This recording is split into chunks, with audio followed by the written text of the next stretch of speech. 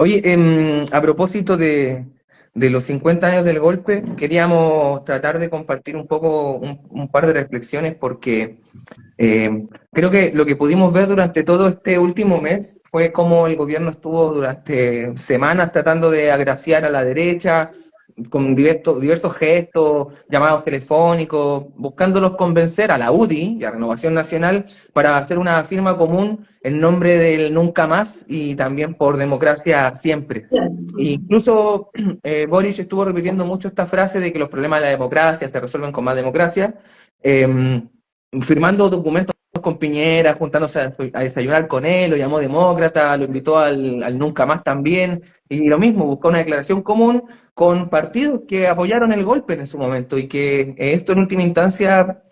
creo que es una forma de tergiversar la historia en nombre de la memoria, pero sin memoria, porque eh, el gobierno a los 50 años del golpe lo que evitó discutir fue quiénes fueron los responsables y cuáles eran los objetivos que estos tenían. O sea, la derecha impuso un relato negacionista diciendo de que sin Allende no hay Pinochet y que por lo mismo ahí había una inevitabilidad del golpe. Le dicen que el golpe era inevitable y esto es rehuir el debate. El gobierno rehuye ese debate. No quiere hablar de los golpistas de la DC, no quiere hablar de los agentes civiles de la dictadura, no quiere hablar de la intervención del imperialismo norteamericano y de la CIA, de la intervención patronal, de la intervención del Mercurio, de la intervención de los partidos a la derecha. O sea, en definitiva no quiso hablar de cuáles eran los objetivos que buscaba el golpe y contra quién apuntaba específicamente, que era nada más que contra todo el pueblo trabajador que venía enfrentando un paro patronal de octubre del 72 y que empezaron ya a poner en pie una perspectiva de un tipo de socialismo desde abajo.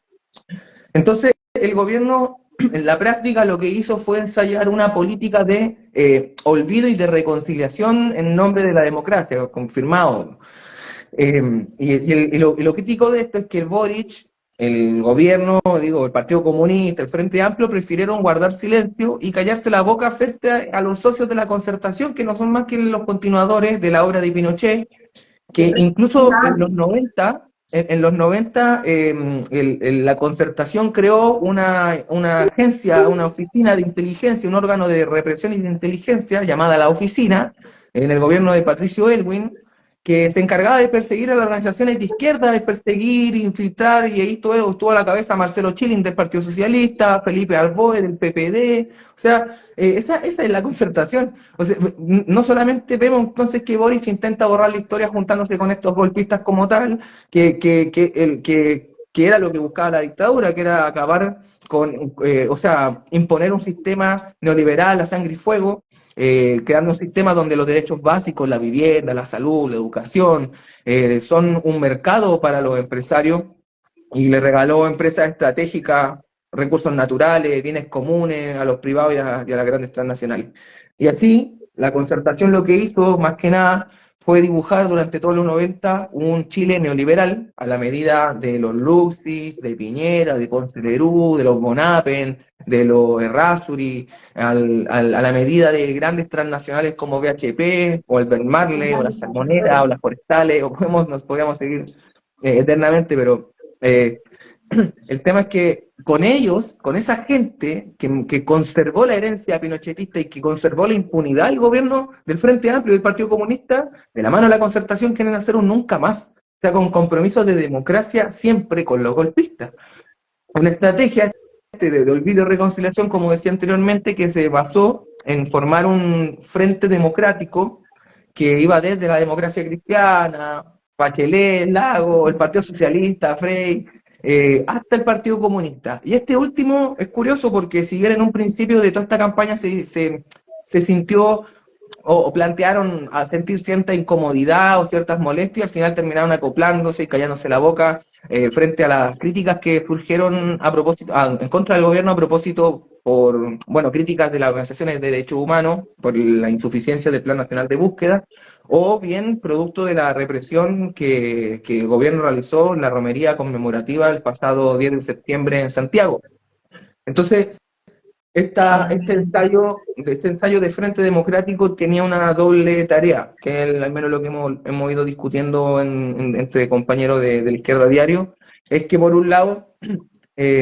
buscaba lavarle la cara a la derecha, con este plan de reconciliación, pero también buscaba ampliar y la influencia y la política que tenía el gobierno entre estas organizaciones sociales. Digo, se valió de las organizaciones sociales, de las organizaciones de derechos humanos, donde hay militancia ligada al gobierno, para tratar de mantener o generar este nexo de frente democrático, principalmente las organizaciones. En marco electoral. Claro, más en un marco electoral también, pero también para hacerle política a las organizaciones que son extra PC y que son de independientes. Y digo, por lo mismo nosotros acá en Antofagasta, el 11 de septiembre, nosotros fuimos efectivamente a marchar como Partido de Trabajadores Revolucionarios, participamos en la marcha independiente convocada por la agrupación Providencia, agrupación de memoria histórica, pero nosotros nos negamos a ser parte del acto común que el gobierno había montado en el memorial de los detenidos desaparecidos, por eso nosotros nos restamos. Y yo creo que en ese marco, y con este marco de lo que el gobierno quiso hacer, lo que impuso la derecha, creo que es ingenuo pensar que los que ayer fueron golpistas y que hoy se niegan a que existe em, em, que existieron violaciones a los derechos humanos,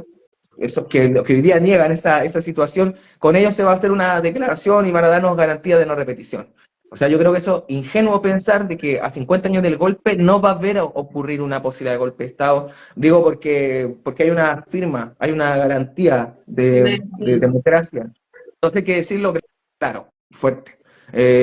No puede haber un nunca más si es que existe impunidad. Si los violadores de los derechos humanos y los represores siguen en libertad, siguen impunes, si recién están apareciendo las primeras sentencias. Claro. Y yo creo que Boric renunció, por ejemplo, a avanzar en problemas de impunidad en el país, porque terminó aliando con quienes por 30 años perpetuaron la impunidad y profundizaron la herencia de Pinochet. Entonces,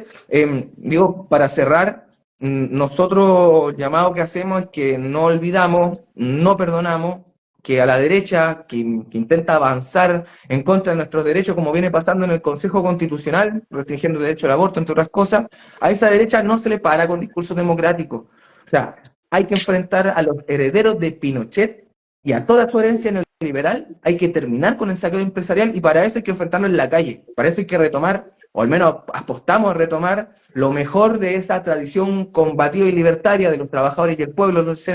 los 70. Y ese para nosotros creo que es nuestro mejor homenaje y es lo que nos deja como lección la conmemoración de los 50 años del golpe.